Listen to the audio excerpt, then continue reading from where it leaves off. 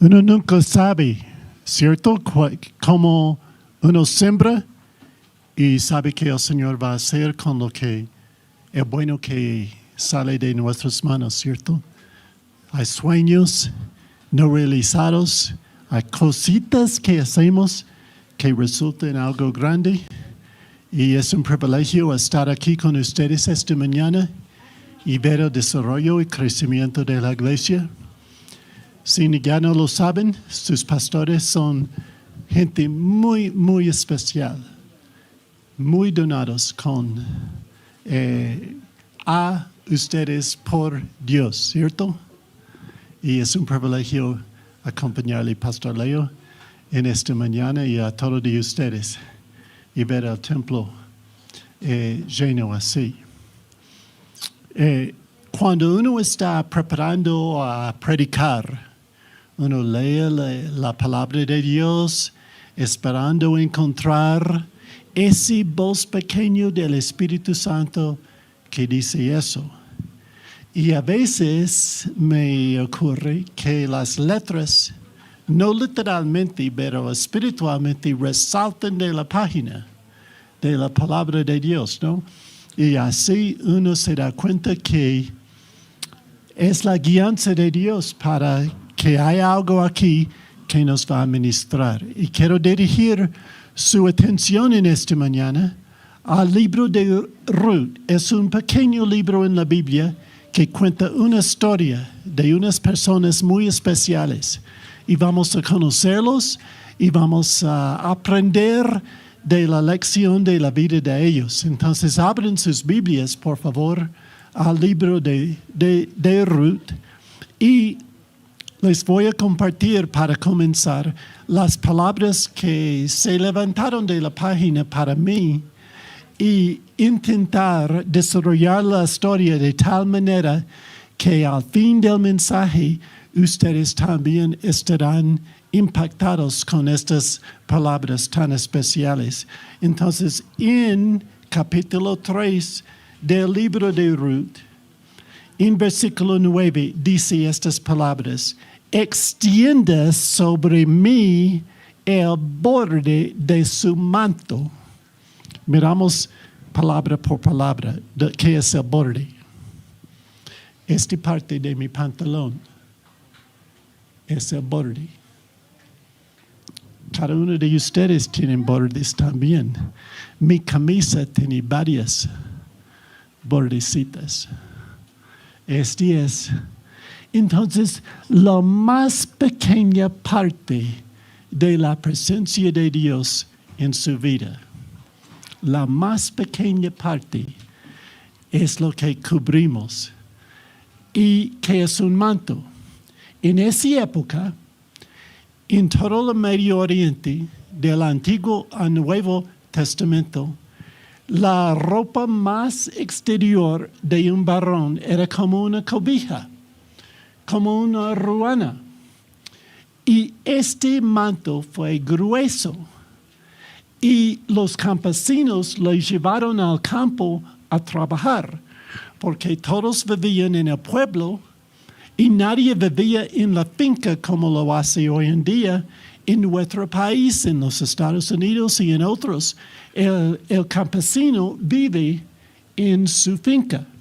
Pero en el Antiguo Testamento, por la seguridad, vivieron en la ciudad, salieron a trabajar, se trabajaban hasta tarde y querían acostarse y dormir en el campo. Quitaron su manto, lo taparon con eso y servía como cobija para calentarse en las noches frías. Entonces, cuando leímos extiende el borde de su manto sobre mí, la palabra de Dios está diciendo algo espiritualmente a cada uno de nosotros. Ahora vamos a desarrollar eso en el libro de Ruth. Yo he preparado unos diapositivos y el primero de ellos es un mapa de Palestina para que ustedes puedan ubicar dónde están los puntos específicos en vuestra historia. Y allí ustedes pueden ver Belén. ¿Ustedes saben qué pasó en Belén? ¿Quién dijo eso? Qué bueno. Pero todos lo sabían, ¿cierto? Y ustedes pueden ver Jerusalén, la capital, ¿cierto? Y en mayúsculos, ustedes pueden ver el nombre de otro país, se llama Moab, ¿cierto? Moab es el país de los primos de los israelitas. No vivieron en conjunto muy bien, pero en un lado del Mar Muerto vivían los moabitas y en el otro lado vivían los judíos en Israel. Entonces, este es algo muy importante para que cuando la historia se desarrolla, ustedes van a tener ese contexto geográfico. Otro detalle muy importante es que en Palestina, hasta hoy en día, había 2 etapas en el año de lluvia. La lluvia temprana y la lluvia tardía. Y ustedes pueden ver enero, diciembre, lluvia temprana. Yo debo haber puesto marzo, abril, y debo haber puesto octubre y noviembre. Entonces, en una de estas épocas es cuando sembraron. Y mira qué específico es. El trigo para de grano, de semilla a cosecha, dura 75 días. 75 días es ¿cuántos meses? 2 y medio. Entonces, digamos que llueva 2 meses. Cuando para la lluvia, causa que el trigo se madura. Entonces, está todo planeado a sembrar cuando comienzan las lluvias para que salga 2 cosechas por año. Y eso implica es que en Colombia hoy en día, cuando llega la quincena, este es cuando nos paga el sueldo, ¿cierto? Esperamos hasta el 15 y el 30 de cada mes. Pero imagínate si tú vivías en una cultura donde hay 2 quincenas por año. ¿Y qué tal si falta una quincena? Imagínate qué va a pasar a la economía de la familia si en una de estas ocasiones no hay cosecha. Es gravísimo para que la familia pueda comer o no, ¿cierto? Y mira lo que dicen hoy en día. Este ha salido únicamente en los últimos 20 años, pero los que estudian climas nos dice que en Palestina este patrón de lluvia temprana, lluvia tardía, ocurre en 88% de los años. Solo en 12% hay una escasez o que rompe el patrón. ¿Ustedes recuerdan 1 o 2 años atrás aquí en Colombia cuando no llovía mucho? Y todo estaba aquí en Bogotá seca y teníamos racionamiento, etcétera, etcétera. Imagínate si fuera así. Muchas gracias. Entonces, tenemos eso en cuenta. Listo. Estamos preparados para comenzar la historia. Y así va. Escucha muy bien. Aconteció en los días que gobernaba los jueces que hubo hambre en la tierra. ¿Qué había pasado? 12% donde no llovía. No hay cosecha, no hay siembra. Y un varón de Belén. ¿Ustedes recuerdan dónde estaba Belén?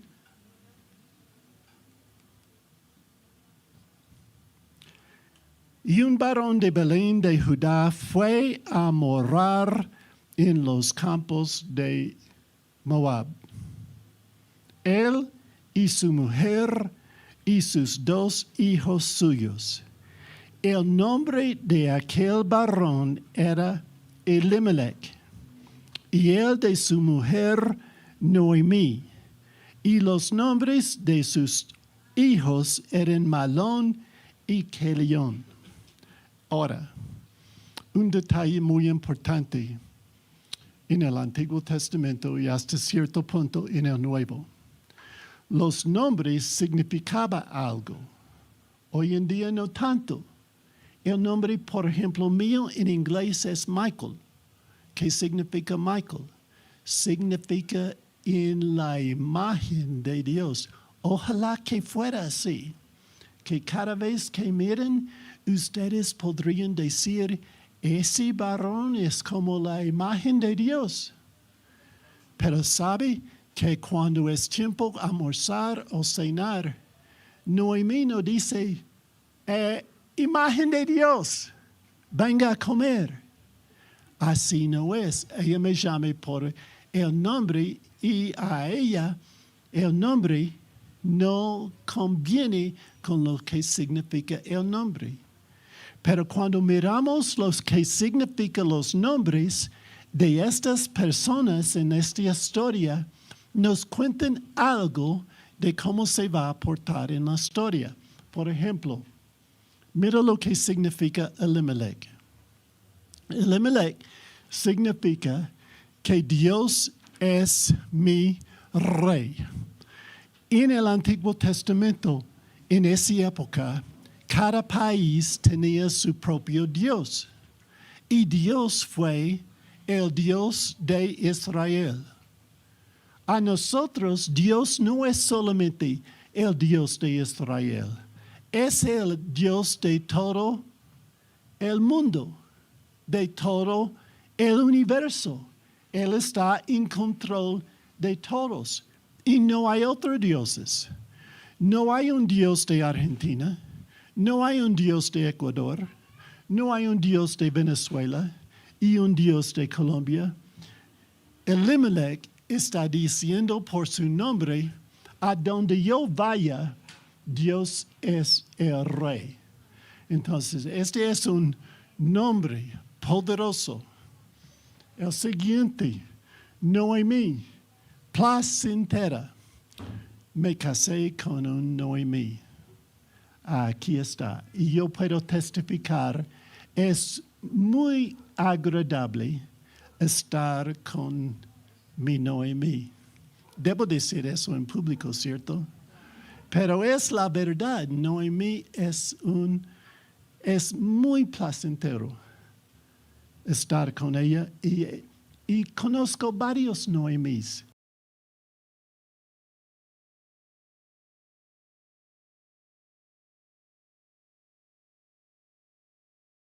Y Noemí, mira cómo se llamaban, enfermo y débil. Imagínate, si tu madre te fuera a llamar feo o ignorante. Pero este es lo que llamaron a los 2 hijos, Elimelech y Noemí, enfermo y débil. Me hago pensar, de pronto no es tan chistoso, pero de pronto se nacieron antes de los 9 meses se cumplieron. O de pronto se nació uno con alguna situación física en el cuerpo y por eso le llamaron eso. Pero yo puse en la lista 2 otros nombres de 2 personas que van a aparecer en la historia más tarde. Y este sí es ciertas características de ellos también, porque Ruth, por quien está nombrado el libro de la Biblia, se llamaba amiga. Qué precioso tiene nombre. Y algunas personas me escriben y me dicen amigo. Y yo le escribo a respuesta, amiga. Y así es. Es muy, me hace sentir mucho placer saber que alguien me llame. Y el último es nuestro héroe en la historia, y él se llama Boaz. Y perdón este desvío, pero en la literatura de los judíos, no en el Antiguo Testamento, muchas veces parece Boaziel. Mira cómo suena bonito, ¿cierto? Noemí, yo quiero tener otro hijo, tú y yo, y lo vamos a llamarlo Boaziel. Pero Boaziel, Boaz en sí significa fortaleza. Pero cuando ponemos y él, lo cual aparece en mucha literatura de los judíos, Dios es mi fortaleza. Y ese tiene mucho que ver con la historia que vamos a observar. Entonces, si yo fuera a darles un examen en este momento de cuántas, 6 preguntas, ¿cuántos van a ganar 100? Pastor Leo, ¿nadie más? Elimelech, Dios es el rey. Noemí, placentera. Los hijos, enfermo y débil. Noemí, Ruth, amiga. Y Boaz, fortaleza. Entonces recuerden eso, porque en el desarrollo de la historia, por ejemplo, podemos leer el texto bíblico así. Dios es el rey, salió de Israel y fue a Moab. Y donde esté esa persona, Dios es el rey, ¿cierto? Porque este es su nombre. Y este cuenta mucho de la historia. Bueno, seguimos adelante. La parte triste de esta historia, capítulo 1, versículo 3 dice eso. Y murió Elimelech, marido de Noemí, y quedó ella con sus 2 hijos, los cuales tomaron para sí mujeres moabitas. Y este no es permitido en el Antiguo Testamento entre los judíos casarse entre otros grupos. El nombre de una era Orfa y el nombre de la otra Ruth. El nombre de la otra amiga. Y habitaron allí unos 10 años. Y murieron también los 2, Malón y Kelión, quedando así la mujer desamparada de sus 2 hijos y de su marido. En el ministerio, de vez en cuando, nosotros como pastores tenemos la oportunidad de ministrar a gente que está viviendo por los momentos más difíciles en su vida. Y realmente, esta es una de las grandes ventajas de pertenecer a la iglesia, porque en estos momentos podemos llamar a nuestro pastor. Y yo no sé si ustedes han pasado por un momento cuando, como ocurrió a Noemí, se murió el esposo o murió un hijo. Y ese dolor que se causa cuando alguien cercana, una madre, un padre, un esposo, un hijo se muere, es tan tremendo que había momentos cuando hay nada más que dolor en la vida. Uno no puede pensar, uno no puede dirigirse a Dios en oración. Es nada más que duele, nada más. Y es muy triste a ver en otra persona cuando uno es el pastor y tiene el privilegio de acompañar personas en la iglesia pasando por los momentos de enfermedades, de falta de ciertas cosas en la vida, y hay nada más que dolor. Uno no puede dirigirse a Dios y decir, Dios, pero el único es que me duele lo que me pasó. Yo quiero ofrecerles mi traducción propia por intentar leer esa parte en versículo, porque realmente es mejor decir la mujer quedaba vacía. Vacía estaba placentera. Noemí estaba vacía de su esposo y 2 hijos. Los 3 murieron. Y Noemí, por este tiempo, les doy otros ejemplos, porque Noemí tenemos unos queridos amigos. Diego es de Argentina y sus padres emigraron a Argentina después o durante la Segunda Guerra Mundial, cuando muchos alemanes salieron de su país para Argentina. Ustedes han escuchado eso, ¿cierto? Y hay unos pueblitos en Argentina de solo alemanes. Y Diego habla perfectamente alemán, español, inglés. De hecho, él es tan inteligente, murió hace 2 años, que ganó una beca completa a estudiar en los Estados Unidos. Y Noemí era docente antes de nuestro matrimonio, y trabajaba con la esposa de Diego, y así los conocíamos. Pero había un momento en la vida de Diego. Ellos tenían 2 hijos, David y Samuel. Y Samuel tenía casa, esposa, hijos, trabajo, los básicos en la vida. Y un día Samuel salió de la casa a un lote vacío atrás de su casa y tomó su propia vida. Y Diego tenía que pasar por estos momentos de solo dolor, de vacío, de extrañar a Samuel, de anhelar poder regresar en el tiempo, de encontrar los momentos de la causa de este desastre. Y él vivía toda su vida pensando en Samuel, en este vacío. Entonces, si me dejan traducir, en vez de desamparada, entendemos vacía.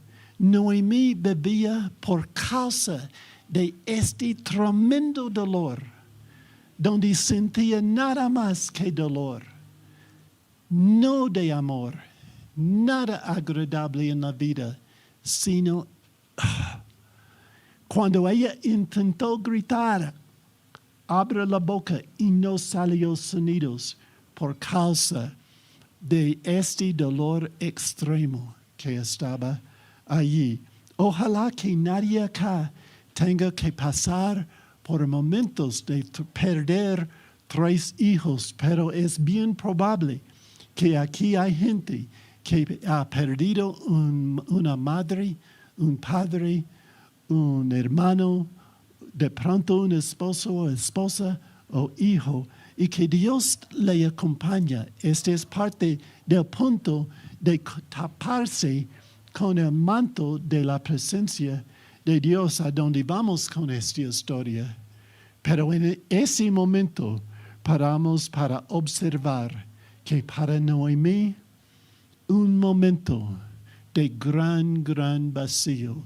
Ella extrañaba la presencia de Elimelech, de Malión y Quilión, y ese dolor causado por su ausencia en su vida. Noemí decidió devolverse de Moab. ¿Recuerdan el mapa? ¿Recuerdan dónde está Moab? Y iba a volver a Belén. Belén es hebreo para casa de pan. Entonces ella quería volver a Belén, de donde ella era. Y cuando ella comenzó a irse, las 2 nueras decidieron que querían acompañarle. Pero Noemí insistió que se que se quedara y Orfa se quedó. Pero Ruth insistió. Y esto es lo que dice Ruth en capítulo 1 y versículo 16 a 18. No me ruegues que te deje, ni me aparte de ti, porque a donde quiera que tú fueres, iré yo.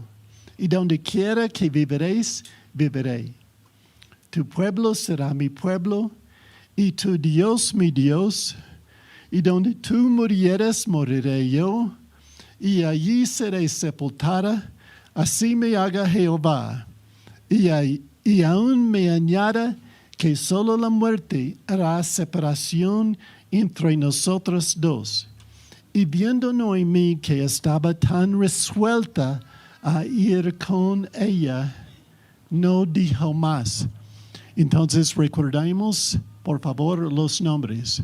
Placentero y amiga van a salir de Moab y van a devolverse a la casa de pan, a Belén. Y esperar que este vacío en la vida de Noemí se llene con algo. Y esto es lo que ocurrió.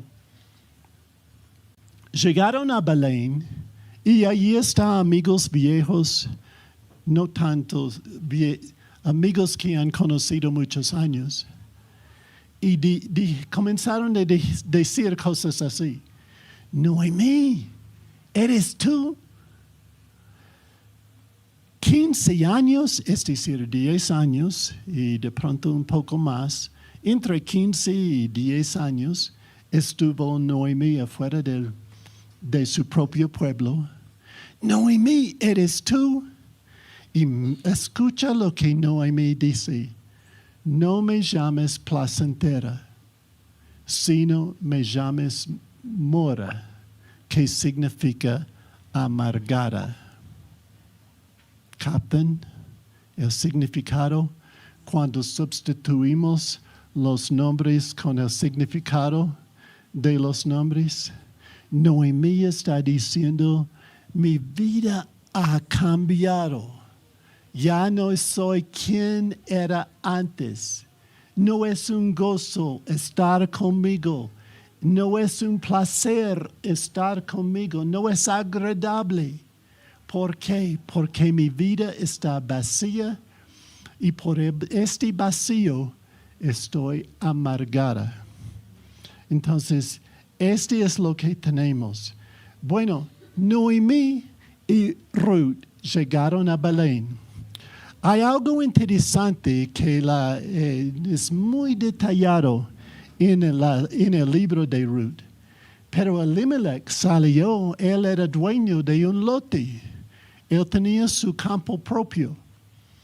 Pero por ser muerto, él no lo puede vender. Solo sus hijos lo pueden vender.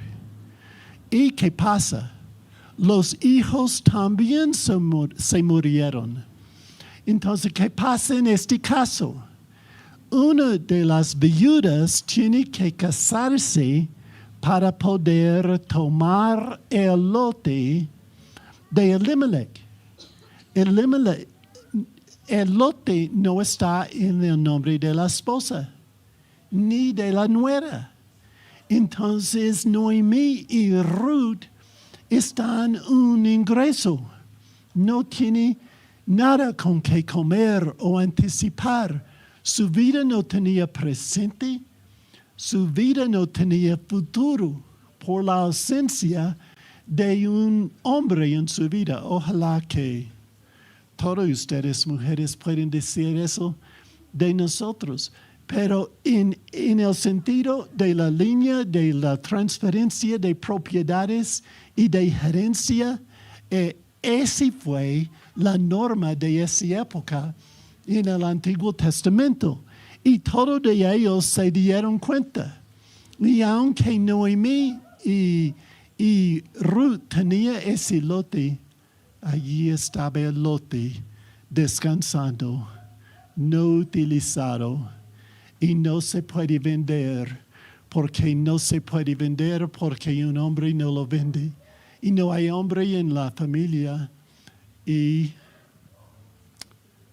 cuando yo dije vacío, Noemí estaba, pero grave, grave, grave.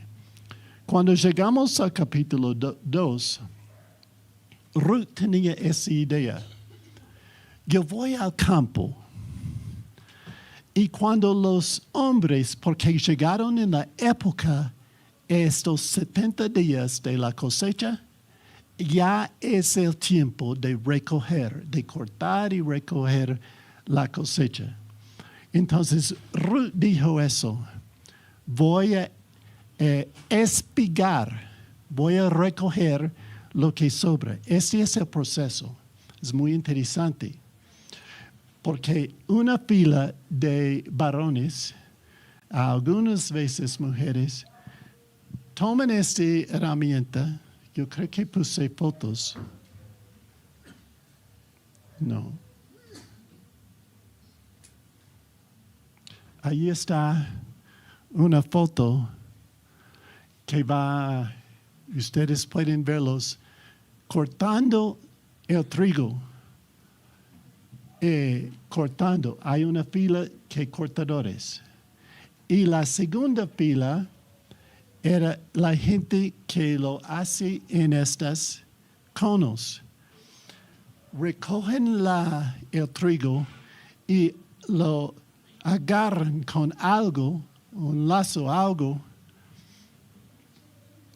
y en el suelo, porque van tan rápido, cortando, recogiendo, que queda en el suelo unos granitos. ¿Y qué pasa? Mujeres y pobres vienen, según el libro de Levítico, deben dejarlo para los pobres.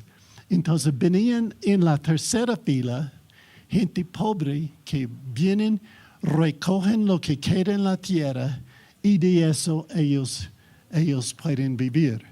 Entonces Ruth dijo a Noemí, voy al campo, a cualquier campo. Ella no conocía a nadie. Entonces voy al campo y voy a recoger lo que queda atrás de los segadores. Estoy en Ruth capítulo 2 y eso es lo que dice la palabra. Fue pues, ese es Ruth fue, y llegando espigó en el campo en pos de los segadores, el proceso de lo que acabamos de ocurrir. Y aconteció que aquella parte del campo era de Boz. ¿Ustedes recuerdan la lista de los nombres? Aquí aparece nuestro héroe, Boz o Bozeel, fortaleza, el cual era de la familia de Elimelech. Es decir, puede ser un primo, un hermano, un tío, pero Elimelech estaba uno de ellos que si fuera a casarse con Noemí o con Ruth, pueden recibir el lote de Elimelech como parte de su, él va a recibir la escritura en su nombre y especialmente los hijos de él. Pero Ruth no lo sabía todavía. ¿Quién era? 4. Y he aquí que Boz vino de Belén, porque la gente vive en el pueblo, no en el campo. Boz viene a su campo a administrar los obreros y dijo a los segadores, Jehová sea con vosotros. Y ellos respondieron, Jehová te bendiga. Es muy interesante este saludo y muy interesante que el escritor del libro incluyó los saludos que realmente no tenían mucho que ver, pero nos muestran el carácter de Boz, porque nos muestran que es un hombre piadoso. Y aún el Antiguo Testamento usa la palabra noble con referencia a su carácter. Y en todo el desarrollo de la historia, ambos, Ruth y Boaz, están llamados personas nobles, es decir, buena gente de alta calidad de carácter. Y por eso, cuando vemos eso, podemos ver, él es un hombre que estaba temeroso de Dios, que adoraba a Dios. Entonces, un hombre piadoso. Y ellos respondieron, Jehová te bendiga. Y Boaz dijo a sus criados, el mayordomo de los segadores, ¿de quién es esta joven? Es decir, al momento de ver Ruth, ¿qué pasó en el corazón de Boaz? Él la quería. Él quería conocerla y el resto de capítulo 2 es una conversación entre los dos. Y Boaz comienza a conocerla. Él le dio un trigo especial y dijo a los segadores, deja más en el piso para Ruth, para que cuando ella llega a la casa hay más entrada para ella. Entonces, Boaz hizo eso a favor. Les incluí en las diapositivas unas fotos. Ahí está Ruth cuando llega ese próximo. Siguiente, sí. Ustedes pueden ver a Ruth recogiendo lo que hay. Y el siguiente, por favor. Cortadores, recogedores, los pobres. Y el próximo paso es hay que recoger estos conos de trigo y llevarlos a este lugar. Este lugar es donde van a separar la cáscara del grano con la cual tenemos el trigo para hacer harina, ¿no? Y tener pan. Así es. Entonces, esta foto, ese lugar es comunitario. Varios campesinos comparten el mismo sitio porque solo lo usaban 1 o 2 veces al año. Entonces, un campesino puede usarlo. Y en esta foto allá, ustedes pueden ver un burrito que está andando en círculos.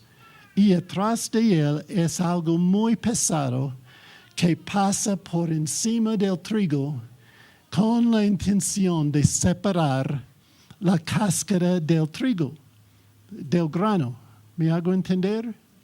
Entonces, cuando él termina de hacer quién sabe cuántas vueltas, el paso siguiente es este.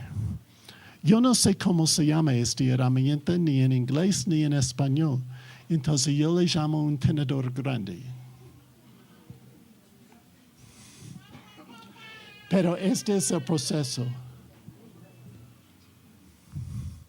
¿Y qué están intentando hacer? Separar el trigo de la cáscara. Resulta que la cáscara pesa menos que la semilla. Y cuando hace este proceso, como ustedes pueden ver, el viento lleva la cáscara afuera y queda el grano, queda la semilla, queda el trigo, queda la plata. Y después de un día de hacer eso, van a tener un montón de trigo, un montón de plata. Yo recuerdo un pequeño desvío para fortalecer el punto. Cuando primero llegué a Colombia, tenemos un colega que comenzó, ¿dónde está el oriente? Por allá. Por allá.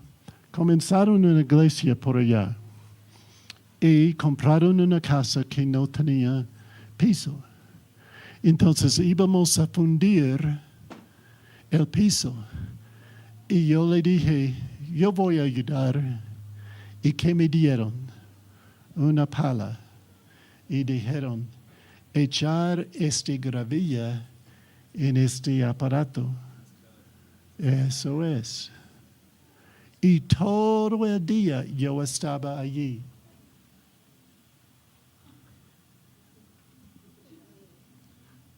Y si yo paraba un momento, ¿qué pasó? Todo el proceso paró. Entonces, todo el día. En la noche, todo este cuerpo dolía. No había ninguna parte que no dolía. Yo quería bañarme con algo que daba ese. Entonces vos cuando terminó ese día fue muy, muy, muy cansado. Y lo que es impresionante es que él no asignó ese trabajo a los obreros. Él mismo hizo este trabajo. ¿Están conmigo hasta ahora? Ya pueden enseñar a cualquier campesino cómo cultivar trigo y todo ese proceso. Bueno, ¿qué ocurre en la noche? Hay un montón de trigo. ¿Y sabe qué hace el dueño? Él duerme encima de esta cantidad de trigo. ¿Para qué? Para que ladrones no lleguen en la noche con un balde y roben todo el trigo. Entonces allí está él hasta que el día siguiente, cuando lo van a llevar y venderlo. Entonces vos ya almorzó, ya cenó, tomó un poco, acostó en mi imaginación y meditación, se durmió enseguida. ¿Y con qué tapaba su cuerpo? Con el manto, con la cobija boyacense. Con eso, él se tapaba porque hace mucho frío en las noches de Palestina, en ese desierto, ¿cierto? Entonces, él estaba allí tranquilo y contento hasta la próxima mañana. Mientras tanto, que vos estaba trabajando, Noemí y Ruth desarrollaron ese plan. Vaya, acuéstate a los pies del lugar de los pies de Boaz. Y cuando él le pregunta, ¿quién eres? Tú lo dices. Me hace recordar, Noemí, perdóname por usarte como ejemplo, pero cuando las mujeres pasan por su tiempo de la vida, ¿me hago entender? Ellos pasan por tiempos cuando están fríos o están calientes y están así para media hora y después normalizan y después están fríos o calientes nuevamente. Yo estaba en la cama una vez y me despertó temblando así. ¿Por qué? Porque Noemí ha llevado en la cobija. Entonces yo hizo eso. Y más tarde, como media hora más tarde, aquí viene la cobija completa al lado mía, porque ella ya tenía. Así fue vos en esta noche. Él se despertó. Y por fin llegamos a nuestro texto de este mensaje. Y aconteció, estoy en 3:8, y aconteció que a la medianoche se estremeció aquel hombre. ¿Dónde está mi cobija? ¿Dónde está mi? Y se volvió, y aquí hay una mujer, estaba acostada a sus pies. Entonces él dijo, ¿quién eres? Y ella respondió, yo soy Ruth, tu sierva. extiende el borde de tu capa sobre tu sierva, por cuanto eres pariente cercano. Ahora, ese pariente cercano es la palabra en hebreo que puse en la línea siguiente, Goel. Quiero que ustedes lo sepan. Goel es un salvador, un redentor, alguien que va a rescatar, alguien que va a liberar de deudas, de crisis, que va a proveer para la gente cercana a ellos en la familia. Y Ruth, por decir eso, está diciendo, mira la crisis de la vida de Noemi y yo. Y solo hay una persona que puede extender su manto sobre nosotros. Yo quiero que sacamos ese del contexto histórico y comenzamos a aplicarlo a nuestra propia vida. Solamente con el bordecito de la presencia de Dios tapando tu vida y mía, basta. Dios es nuestro Goel. Él es nuestro Redentor. Él es nuestro Salvador. Él es nuestro protector. Él es nuestro proveedor. ¿Y qué hizo Ruth? Ella dijo, préstame el bordecito de su manto, de su presencia, de su unción, de su poder, de su provisión, y déjame taparme con su presencia, con su poder, con su unción, con su todo. Y este es lo que debemos querer nosotros, para cada uno de nosotros, en nuestra propia vida. Nuestra oración a terminar este culto es, Señor, cúbreme, aún con el bordecito de su presencia. El bordecito de su presencia basta para las necesidades de mi vida. Yo quiero que ustedes lo hagan cuando terminamos esta predicación. Pero antes, un desvío pequeño. Yo quiero que anoten el proceso de la vida en Noemí. Noemí no es uno de los personajes principales, son Boaz y Ruth. Pero mira lo que pasa con ella. Se muere Elimelech, se mueren los hijos. Esta bomba atómica de dolor en su vida y la palabra que traducimos vacío, y ella volvió a Belén y se puso amargada, y mira lo que pasa a terminar. Técnicamente, en la ley del Antiguo Testamento, el hijo que nace a Ruth y Boaz es el hijo de Noemí. Noemí se puso placentera otra vez. Dios restauró el gozo. Noemí llega a ser nuestro caso de ejemplo de este principio en esta historia. Podemos ver, ya entiendo, porque yo veo lo que pasó con Noemí, ese me puede pasar también.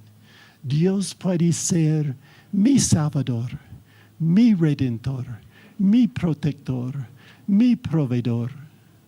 Todo eso Él puede, porque Él lo hizo para ella, Él también lo hará para ustedes. Ustedes saben qué pasó en esta historia. Ruth y Boaz tienen un hijo y Ruth se pone la bisabuela del rey David. Y en la genealogía, en Mateo y Lucas, allí aparece Boaz y aparece Ruth como bis de nuestro Señor Jesús.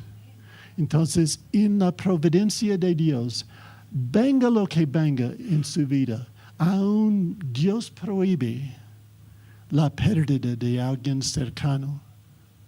Dios prohíbe que cualquiera de ustedes falta una necesidad grande. Dios prohíbe cualquier enfermedad. Pero si viene, cuenta con este Redentor. Cuenta con este Salvador. Cuenta con este proveedor. Cuenta con este protector. Y cuenta con el bordecito del manto de Dios, tapando su vida, dándole una razón para estar en este planeta, dando tu vida propósito y dirección, dándote a tu vida provisión. Y Él lo quiere hacer a esta comunidad cristiana de la Gran Comisión, a todos de ustedes también, que andamos abajo de la sombra de Dios Altísimo, que andamos abajo de las alas, como decimos en inglés, cuando se traduce este pasaje. Andamos abajo como la águila que protege a sus bebés, que calienta los huevos. Así es nuestro Dios, proveyendo para cada uno de ustedes. Gracias, Señor, porque por medio del ejemplo de Ruth y Noemí, tú nos das una invitación muy especial. Lo que hiciste para ellas, Señor, también lo puedes hacer para que cada uno de nosotros. Tú puedes ser nuestro Goel, tú puedes ser nuestro Salvador, a perdonar nuestros pecados, a restaurarnos a su lado, a redimirnos, Señor. Tú eres nuestra provisión y nuestro protector. Cuando andamos en los momentos bajos en nuestra vida, allí es la promesa, Señor, que tú estarás con nosotros. Pedimos en este momento, Señor, que tú tapas, que tú cobijas a cada uno de nosotros con la unción de tu manto, Señor. Hazlo para cada joven y jovencita que está aquí, para cada familia representada en esta congregación, para cada persona que está trabajando en esta obra, Señor, por todos los obreros, para nuestros pastores, Señor, cobíjalos, protéjalos, provea para ellos y déjanos ser ejemplos de lo que pasa cuando andamos abajo del bordecito de tu manto. Hazlo en el nombre de Jesús, Señor. Y esta mañana y para el resto de nuestras vidas, contamos con la presencia tuya en nuestras vidas. En el santo nombre de Jesús oramos. Amén y amén.